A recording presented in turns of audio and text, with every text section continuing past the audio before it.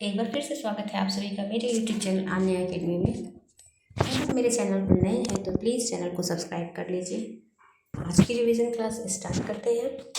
दोहा कोश के रचयिता कौन है? तो दोहा कोश के रचयिता है सरहपा। नागरी लिपि का विकास किस लिपि से हुआ है? तो नागरी लिपि का विकास ब्राह्मण लिपि से हुआ है। चारों फलमानत चारों चढ़क को, यह पंक्ति किसकी है? तो यह पंक्ति है तुलसीदास की। पुष्टि मार्ग का प्रवर्तन किसने किया? तो पुष्टि मार्ग का प्रवर्तन वल्लभाचार्य ने किया। जहांगीर जसचंद्रिका की रचयिता कौन है? तो जहांगीर जसचंद्रिका की रचयिता का नाम है केशवदास। हिंदी का पहला उपन्यास कौन सा है? तो हिंदी का पहला उपन्यास है परीक्षा गुरु। मनुष्य ही साहित्य का लक्ष्य है, यह किस आलोचक की उक्ति है? तो मनुष्य ही साहित्य का लक्ष्य है, यह कथन है हजारी प्रसाद त्रिवेदी का।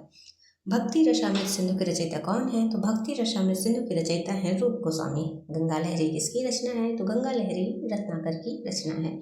आनंद रघुनंदन के रचनाकार कौन है? तो आनंद रघुनंदन के रचनाकार हैं महाराज विश्वनाथ सिंह। पुस्तक चल्लड़ हाथ दे चल गज्जन नवकाज, यह पंक्ति किसकी है? तो यह पंक्ति है चंद्रवरदाई की। चित्रलेखा किसकी रचना है? तो चित्रलेखा मलिक मोहम्मद जैसी की रचना है। माधव हम परिणाम निराशा, यह पंक्ति किसकी है? तो यह पंक्ति विद्यापति की है। सरस्वती पत्रिका के प्रथम संपादक कौन थे? तो सरस्वती पत्रिका के प्रथम संपादक थे श्याम सुंदर दास। उर्वशी चंपू की रचयिता कौन है? तो उर्वशी चंपू की रचयिता का नाम है लोचन प्रसाद पांडे। निराला द्वारा संपादित पत्रिका कौन थी? तो निराला द्वारा जो संपादित पत्रिका थी उसका नाम था मतवाला। छत्तीसगढ़ी का संबंध किससे है? तो यहाँ पे छत्तीसगढ़ी का संबंध पूर्वी हिंदी से है। निम्नलिखित में से कवि और आचार्य दोनों कौन थे? तो देव ऐसे कवि थे जो कि कवि और आचार्य दोनों थे। विशिष्टाद्वैत के प्रवर्तक कौन है? तो विशिष्टाद्वैत के प्रवर्तक का नाम है रामानुजाचार्य। रीतिकाल को श्रृंगार काल किसने कहा है? तो रीतिकाल को श्रृंगार काल कहा है विश्वनाथ प्रसाद मिश्र ने। सुख दुखात्मको रस, यह पंक्ति किसकी है? तो यह उक्ति आपके विश्वनाथ की है। आलम्बनत्व धर्म का साधारणीकरण किसने माना है? तो आलम्बनत्व धर्म का साधारणीकरण रामचंद्र शुक्ल ने माना है। अपना अपना भाग्य कहानी के लेखक कौन है? तो अपना अपना भाग्य कहानी के लेखक का नाम है यशपाल। हिंदी के किस कवि को ज्ञानपीठ पुरस्कार सबसे पहले मिला है? तो हिंदी के सुमित्रा नंदन पंत कवि को ज्ञानपीठ पुरस्कार सबसे पहले मिला। शब्द की रचना किसने की है? तो शब्द की रचना कबीर ने की है। अरुणागत अतिप्रात पद्मिनी प्राणनाथ भय, यह पंक्ति के रचनाकार कौन है? तो इस पंक्ति के रचनाकार का नाम है केशवदास। आदिकाल को सिद्ध सामंत काल किसने कहा है? तो आदिकाल को सिद्ध सामंत काल राहुल सक्रेतैन ने कहा है। हिंदी में सौष्ठववादी आलोचक किसे कहा गया है? तो हिंदी में सौष्ठववादी आलोचक नंदुलारी वाजपेयी को कहा गया है। काव्य की रीति सीखी सुखबीन सो देखी सुनी बहुलोक की बातें, यह उक्ति किस कवि की है? तो यह उक्ति भिखारीदास की है। नाक का मोती अधर की क्रांति से, वीर दाड़िम का समझ कर भ्रांति से, देख कर सहसा हुआ सुख मौन है, सोचता अन्य सुख यह कौन है। इसमें कौन सा अलंकार है? तो इसमें भ्रांतिमान अलंकार है।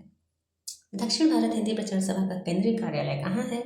तो दक्षिण भारत हिंदी प्रचार सभा का केंद्रीय कार्यालय चेन्नई में है। सांप्रदायिक सद्भाव किस रचना का केंद्रीय तथ्य है? तो सांप्रदायिक सद्भाव जुलूस रचना का केंद्रीय कथ्य है। भींजे चुनरिया प्रेम रसबूदन, यह पंक्ति किसकी है? तो यह पंक्ति आपकी कबीरदास की है। श्यामा स्वप्न उपन्यास के लेखक कौन है? तो श्यामा स्वप्न उपन्यास के लेखक का नाम है ठाकुर जगमोहन सिंह। गुरु कहो राम भजन नेको मही लगत, राज डगरोसो, इस पंक्ति की बोली क्या है? तो इस पंक्ति की जो बोली है वो है अवधि। सरस्वती सम्मान प्राप्त करने वाले लेखक इसमें से कौन है? तो सरस्वती सम्मान प्राप्त करने वाले इसमें से लेखक का नाम है हरिवंश राय बच्चन। हार की जीत कहानी के लेखक कौन है? तो हार की जीत कहानी के लेखक हैं सुदर्शन। नई कविता के प्रतिमान के लेखक कौन है? तो नई कविता के प्रतिमान के लेखक का है नामवर सिंह। यथार्थवाद को लघुता के प्रति साहित्यिक दृष्टिपात के रूप में किसने परिभाषित किया है?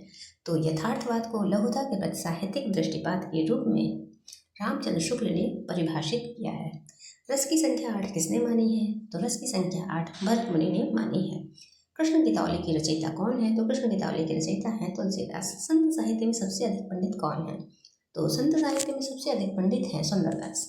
केशव को कठिन काव्य का प्रेत किसने कहा है? तो केशव को कठिन काव्य का प्रेत रामचंद्र शुक्ल ने कहा है। राजा भोज का सपना के लेखक कौन है? तो राजा भोज का सपना के लेखक है शिव प्रसाद सितारे हिंद।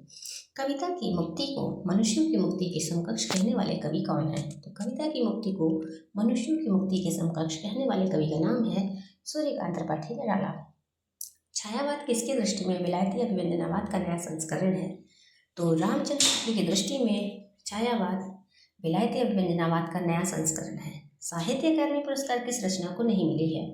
तो यहाँ पे साहित्य अकादमी पुरस्कार आवारा मसीहा को नहीं मिला है। बाकी अकाल में सारस, मैं वक्त की हूँ सामने और कविता के नए प्रतिमान इन सबको मिला है।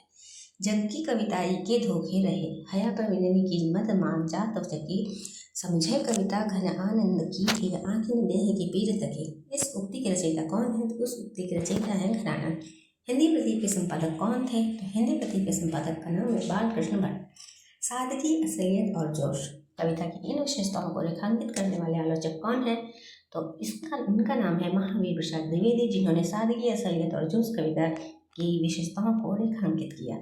तो इसी के साथ आज का रिवीजन क्लास हमारा यहीं पे समाप्त होता है। मिलते हैं कल एक नए रिवीजन के साथ। तब तक के लिए आप सभी का धन्यवाद।